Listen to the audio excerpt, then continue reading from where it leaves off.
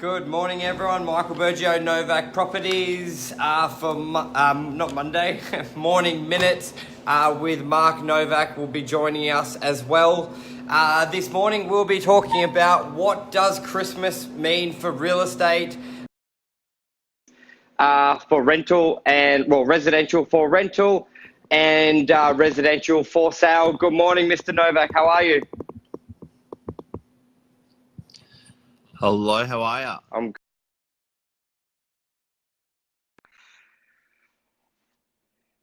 great. So, Christmas, what does it mean for Hey, Jeff vendors, Luby. landlords? That's a big one, dude. That's a big one. I think good agents are discussing this at the moment with their clients, with their landlords, with their prospective sellers, commercial clients, residential clients. I think it's very, very important to be discussing it and having an attack plan now rather than getting into December or November or mid-November going, fuck, what do we do now? Yeah, so I think for commercial property, we touched on it probably about 3 months ago, saying that you need to be really ramping up your marketing, looking at deals now where there can be a long lead time to enter them, and then if you're not doing it. So I think the great agents were talking about it then, having the plan. If that wasn't successful, now's pretty much that last little sprint before the end of the year. Because if deals aren't done now, the reality is it's going to be empty till March, February, maybe even longer. And that's not because we're open all through Chrissy, December, January. We do still do a lot of deals through that period. But I also see a lot of people, they stop looking or they stop negotiating or they forward date deals. A lot of the deals we did last December were starting in March because if you've only got a 3-month fit out period, you're not going to start at December and you can't do any work. So I think the next 4 weeks, it is imperative that you speak with your agent or engage an agent that is understanding of this period and also has a game plan to get at least and is working over December. Otherwise, it's and you may need to negotiate on the rental you're asking for because of the time of year. I know in residential, Mark, depending on the type of year you structure, you may do a 9-month lease or an 11-month lease. So it's shoe fits all. You've got to constantly adapt with, and this has nothing to do with the market. This is to do with the season as well as the market. When you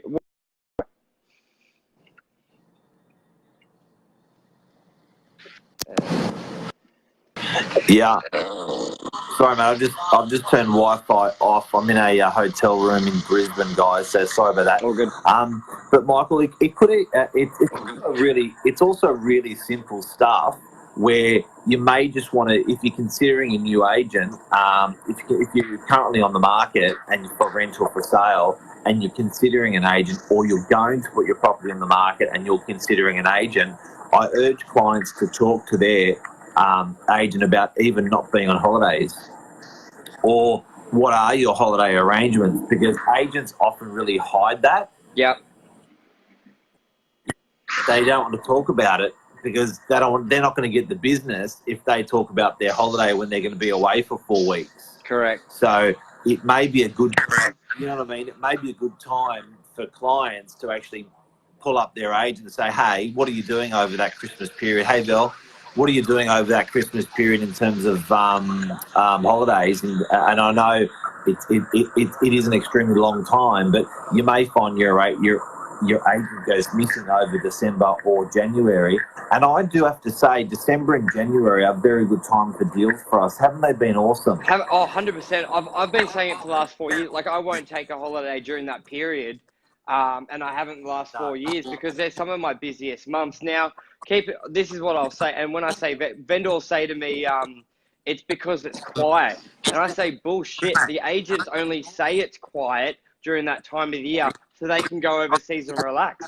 If you were wanting to sell a property and if you wanted to or needed to sell your property and you knew December was busy, and there were a lot of buyers out there who wanted to buy, but your agent was overseas, you wouldn't be going with that agent because you want your property to be on the market. So it's a lie. December is busy. There are a lot of buyers who travel into an area who want to buy. There are a lot of buyers who have been wanting to buy for the whole year and haven't bought and just say, fuck it, before 2020 starts or the end of the year, I'm buying a property. And your agent needs to be working, needs to be available. So ask them point blank. I did a deal last year, Mark, the subway building in DY. It was a $10 million deal. The owner said to me, we are listing with a city agent come February. Yeah. When the market's back on. What a mistake that was. Yeah. And I said, what do you mean when the market's back on? He goes, well, no, there's no one looking till that time. So we're just going to wait till then. I said, well, how about you give me a crack? No marketing. Give me, I'm working all through December, January. All you have to do is sign an agency. Commercial property, you don't need a contract to sale. I said, give me a crack. And what's the worst that can happen? If it doesn't sell, you go with your plan A. But if I get the price you're happy for, if not more, then you're not waiting. And he goes, okay, signs the agreement. We did the deal for I think it was just $9.5 million. And the other agent hadn't even been back to work. So December is busy. So it was, and I must admit that was 1 or 2 million over where it should have been. And I must admit that was over a period where, like you said, everyone technically should have been sleeping that Christmas period. And that was the highest per square metre rate ever paid on the northern beaches for land, or technically a property. Yeah, for a DY property. So, anyway. you know, it's absolute cracker of a result. But what else can owners do? What else can people do? Now what we're talking about, guys, for anyone who's just tuned in, is what should your strategy be as a seller or as a buyer? Even we can talk about buyers quickly, or as a prospective landlord. What should your strategy be over the Christmas period? Because, you know, a month ago I started Christmas stuff going to the...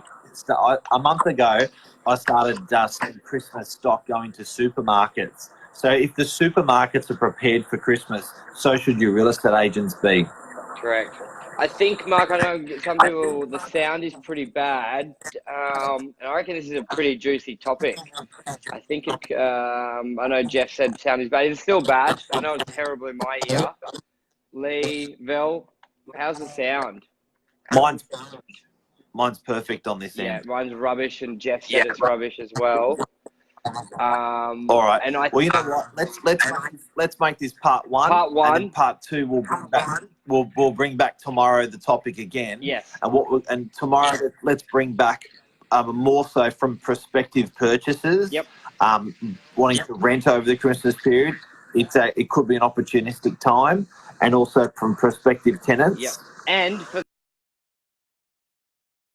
what I will be and what we will be doing leading up to do deals as well. So Amal said sound is okay. So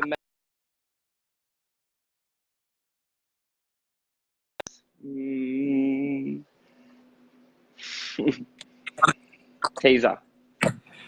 Yeah, I think it's good since I went on to 4G. I got off the Wi-Fi.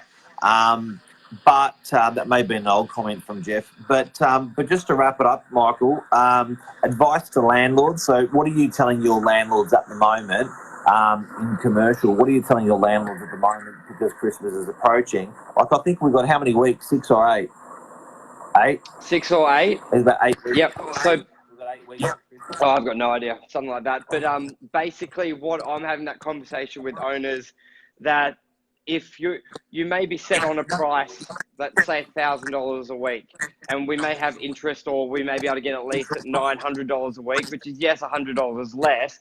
But if we don't meet the market now and it sits empty till February or March, it's actually going to cost you more. So let's really look at getting a tenant in there, even if we're doing a structured deal where it's lower at the beginning and then it ramps up. But having some money in the pocket rather than no money is generally a lot better for people. So I think just having that open mind as well, and that would be the best way. Yeah, nice. And as a prospective tenant, I think it's quite a clever time to get in as well, because I think you can actually use that as a little bit of bait for a landlord to say, come on guys, let's do a deal. And also you've got good trading. So there's really good trading over that summer period for a lot of businesses. So you can optimize on that trading by getting in now as well. And then if there is that quiet zone, because a lot of people get psyched that it is quiet.